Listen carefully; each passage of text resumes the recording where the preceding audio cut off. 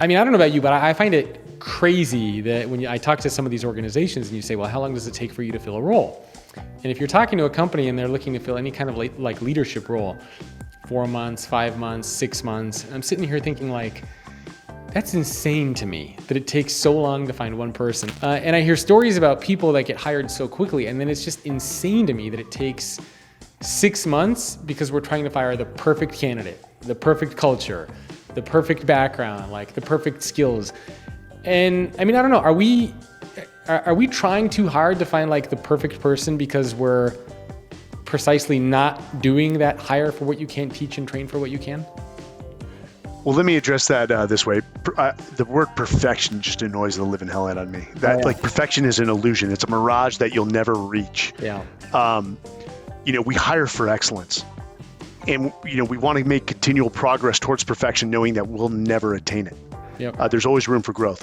I think a problem with, I know a lot of the problems with corporate hiring is that the interview process is never the same for the same role. And hence, the data that they get from that interview is completely useless.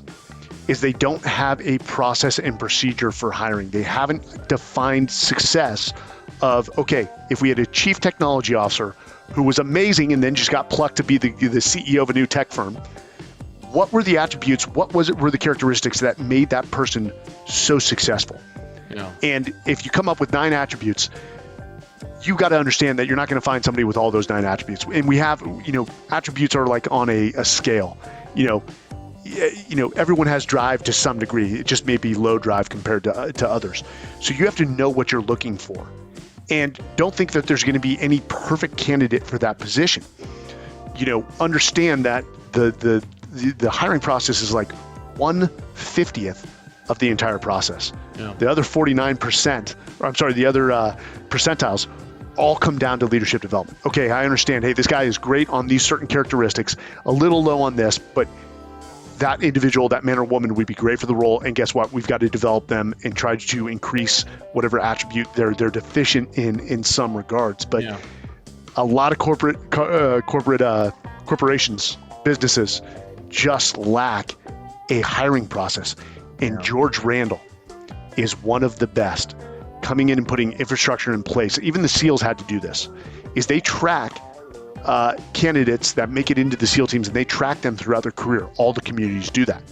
And if so, at year 6, a SEAL just is not performing and he's sort of pushed out of the community, they come back and they say, what was it about that individual that we missed in the assessment and selection process, the hiring process?